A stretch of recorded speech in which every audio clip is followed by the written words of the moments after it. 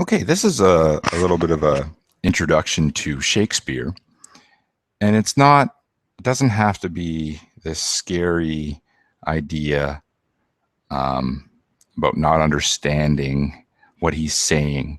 Shakespeare was a brilliant man that really shaped a lot of our popular culture, a lot of our entertainment, even today. You know, to gain a comfort level with Shakespeare, um, some people just simply call him Bill. Okay. What's Billy up to? So here are some images of what we think Billy looked like. I like this one. It's a bit of a skullet. Looks like a pretty cool dude. Okay. Party in the back, business on top. There's not much on top there. So this is what Billy was all about. So if you follow along on this sheet, we'll fill in the pages as we go. So, biographical history. Who is this Shakespeare dude? So, Billy or William lived in the late 1500s and 1600s. Just to give you some context of the situations and the climate in which he lived. Between the 1500s and 1600s, he came from Stratford upon Avon. And Stratford upon Avon is in England, right there.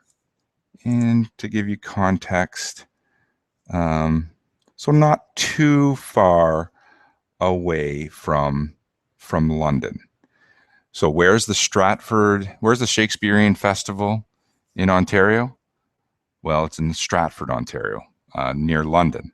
Um, and that's not by chance, and it's not by coincidence, named after our English forefathers and foremothers that came. Okay, so might have a chance to go to a Shakespearean play in Stratford. I know that would be very high on your priority list. Um, Now, he made his name in London. Okay, that's where the big marketplace was. That's where a lot of his theaters were. Okay, so he came from some humble beginnings. His father John was a glover, which I assume makes gloves. Okay, um, and John also sold wood and barley. Now, eventually, John also became town mayor, but he was voted out after he had come into debt. Um, John had married Mary Arden. So, John, Shakespeare's father, married Rich. She was a wealthy landowner. John and Mary had 8 children. Now, 3 of them died young. And we have to understand back then, certain diseases that and illnesses that are quite common today and cured quite easily had disastrous effects and would take the lives of people quite easily just because we didn't have the medicine that we do today. The act of childbirth was very, very risky, both for the mother and child back then. Even like things like measles, scarlet fever, even the flu could be fatal. And in fact, Shakespeare's own son died in childhood. And you would think how difficult that must be. Now, some people say in those times, parents didn't necessarily gain an attachment to the child like we do today in their early infant years, for fear of losing that child. So it wasn't the same sort of attachment. So William left grammar school, but left at age 15. He did not go to university, which bothers a lot of scholars. How could the greatest literary genius of our time leave school at 15 and not go to university? So he's essentially not as educated, but is probably the most influential writer in popular culture and in English literature. So some people have a hard time believing Shakespeare was the one that had created all of these plays. So Shakespeare married Anne Hathaway in 1582, and he was only 18 at that time. So that is quite young. However, for us, but at that time, when life expectancy wasn't what it was now, that would be seen as normal, likely, maybe even middle age. Okay, so our life expectancy rate now in Canada is well over 80. I'm thinking life expectancy was 40 or 50, probably back in the 1500s and 1600s. Now, Anne was 8 years older than Shakespeare, again, which is a rarity, and was also pregnant. Now, whether she was pregnant at the time of marriage, that would have been interesting, because that would have been really frowned upon by the church and by society. And as the next point points out, premarital sex was officially a sin, but it was usually accepted if the partners were married before the child's birth. Now, by the time Shakespeare, Billy, had turned 20, he had a wife and 3 kids, including twins. So I think that's hard for us to fathom, given, you guys are 14, 15. So think about 5 years from now being married and having 3 kids. I think that would be very, very difficult. But again, things were a lot different 400 and 500 years ago.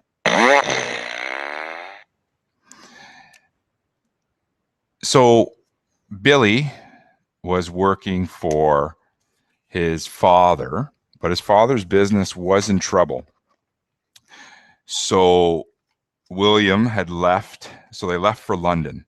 Again, they went. That was the major urban center. So you go for where the jobs are. And in his spare time, he was writing these plays. And they think he may have left. He might have had left with this like traveling theater company. It's kind of, I guess it'd be kind of like when the fair comes to town and they recruit workers. And so all of a sudden the Renfrew Fair comes in. So they need more people. So we'll jump on and we'll head to the Carp Fair in a couple of weeks. It'd be like a traveling road show kind of thing. Now, he wrote plays according to genre or type. And so he wrote tragedies, he wrote comedies, he wrote tragic comedies, he wrote satirical comedies. So I remember satire, remember the motivational speaker we watched, the guy who was saying, using the term, if you want to live in a van down by the river. So we talked about satire, the Red Green Show a little bit. Shakespeare is very satirical. And then he wrote some history plays. And so Shakespeare dies in 1616, back in Stratford. All right, so that is a little bit about the man. Now, Elizabethan, this is the Elizabethan era. What did they believe in? Well, people back then were much more religious than people today. The church was a major source of really everything. Social, it provided guidance. It was really the center of communities. Where now today, less than 10% of Canadians attend a religious service on a regular basis. So religion, it was a very religious time. And the great majority believed in God and expected to go to heaven or hell after death. Now, England was part of the Reformation. And the Reformation was when Martin Luther translated the Bible. And so before, only certain people had access to the Bible, and some people took advantage of that. And it was really the upper echelon, the priests and the kings could really say what the Bible said because no one had access to it. They could say, well, you have to do this. The Bible says so. Martin Luther then translated the Bible and mass produced it. And this led to the elimination of the divine right of kings, which you'll talk about in civics, but it also led to the splitting of the Christian church into two groups, Catholicism and Protestantism. So you're either Catholic on the one strand, and then Protestants include Lutherans, which is named after Martin Luther, Anglicans, United, Pentecostal, Presbyterian, Greek Orthodox. So that's the two strands. So England was a Protestant country. Now, Elizabethans believed in the great chain of being, the great chain of being. And the great chain of being, as you see here, is like a ladder or a hierarchy of where things rated in society. So at the bottom were minerals and plants, and then animals. And within animals, there'd be a hierarchy of insects, and then maybe snakes and rodents and mammals. And it's like a ranking of the status of certain things. Then, very interesting here, women here, then men, then demons, then angels, then God. And if this order was ever disrupted, chaos would ensue. So that's what the great chain of being is.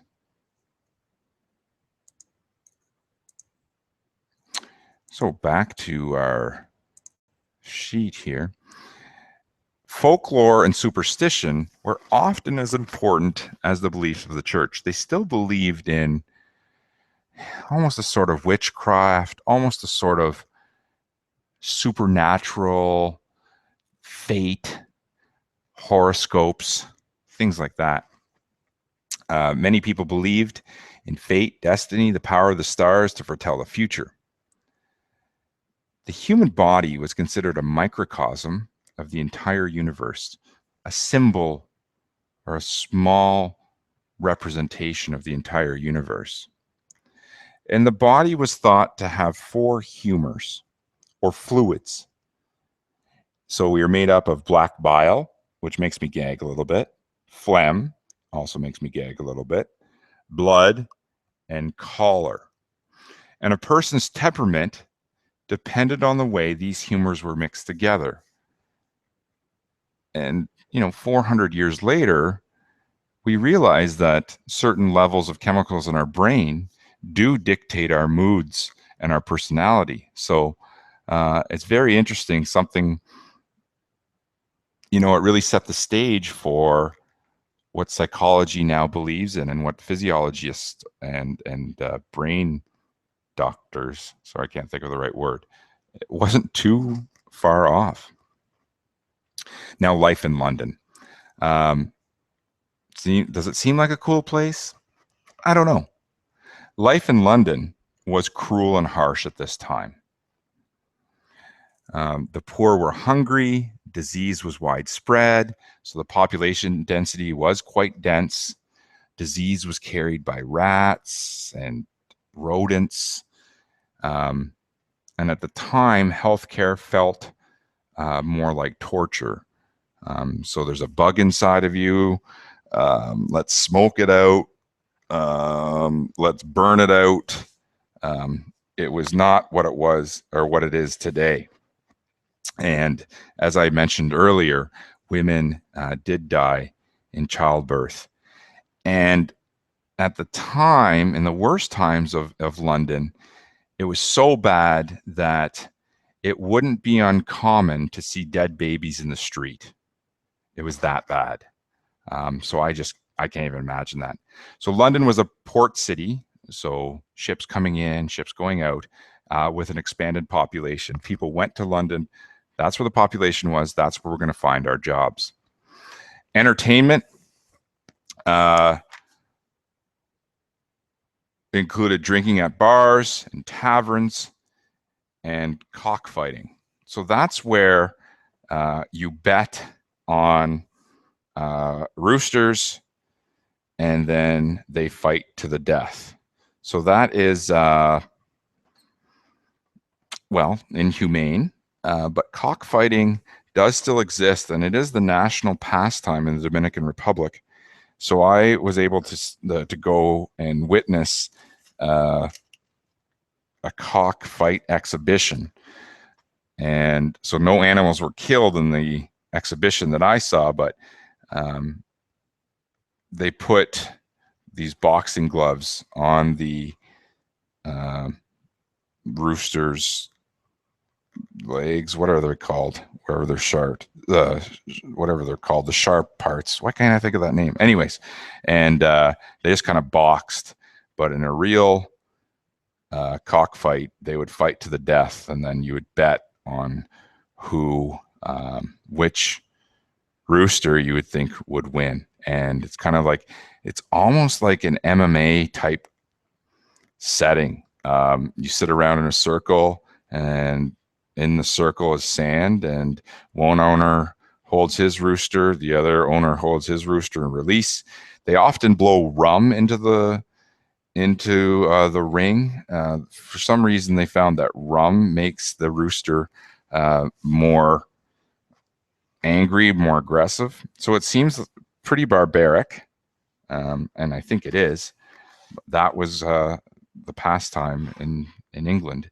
And watching public beatings and executions for criminals. That was a large part of their entertainment. As I said, the population density was quite high, so we had crowded conditions and poor sanitation, and this led for London to be a breeding ground for disease. And in fact, disease was carried, as I said, by fleas on rats, and it killed over 1,000 people in the plagues of 1592 to 94, 1603 and 04, and 1623. Now, the Elizabethan theater is much different than what we would expect to see in a theater today. So this would be an example. So you have people sitting in the pit, and you have people, likely more of the upper class, kind of sitting in what we might call luxury boxes back in the day. And this is where the actors would come on. The Rose Theatre was built in 1587, followed by the Swan Theatre in 1595. And the Swan held over 3,000 people. London had some rules about what you could perform and what topics you could talk about or dramatize. So because of that, a lot of theaters were built outside of London to stay away from these cities' rules and regulations. The theater became hugely popular to the general public and to Queen Elizabeth I. So plays were put on by theater companies and financially supported by rich friends. So rich friends would invest, and then people would pay tickets, and hopefully the investors would get their money back, or maybe even make money if the play was really good. Now, the audiences were not well behaved. So this is the day where you would be tossing tomatoes and fruit. If the play was bad, you'd be launching them at the actors, which I think might be kind of fun for a little food fight. Of course, that's a lot of pressure to make sure you're performing well. And you gotta think too. Special effects really didn't really have any, so the audiences really had to use their imaginations for special effects. And like what was called a chorus, or I guess it would be like a chorus, would come out and kind of explain or set the scene. So you'd really have to use your imagination. So it might be difficult for us to see a play from 400 years ago because we're so used to being entertained by explosions and bells and whistles and all these special effects. Back then, we would probably see it as quite boring. So Shakespeare talked and tackles many issues. And that's why Shakespeare is still studied in high schools and universities and colleges throughout the world, because his issues still hold true today. And the strength of his writing and the symbolism and the pithiness, it's just full of meaning. And that's why we study it today. Some people think, oh, why do we study it? Well, it also provides you an opportunity to unravel a text and to read something you're not understanding, and to go through the steps to solve that problem, to figure out the puzzle. And that's why some people hate it, and that's why some people love it. Now, Shakespeare did grow up Christian, but was still rumored to believe in the supernatural. Most plays do reflect Greek or Roman mythology, and in grade 9 you may have or should have touched on some mythology, maybe more so than Christianity, but there is a lot of Christian allusion into it. Many plays show racial prejudice in action. So they show the prejudice. Did Shakespeare show it to make the audiences aware of what was going on, or is that what he actually believed? I don't know.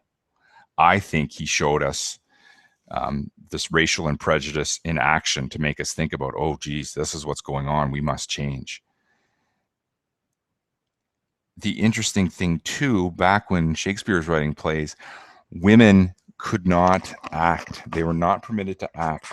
So women, if there was a women character, she would have to be played by a pre-pubescent boy, so like 11 or 12-year-old boy, who his voice, maybe even younger, given that he's not growing facial hair and his voice hasn't changed yet. So I think that's also interesting. So Juliet back in the day was actually played by a young dude. And Shakespeare does talk about and makes jokes about sex. There is a lot of violence, slapstick humor, dramatic irony, and, as I've mentioned, some cross-dressing. So Shakespeare today, his plays are performed all over the world in hundreds of languages and has shaped popular culture of today. He is known as one of the greatest writers of all time. Why is he so popular? Well, like I mentioned, he wrote about human nature and the way humans behave. These ideas are as relevant now, as relevant now as they were 4 centuries ago.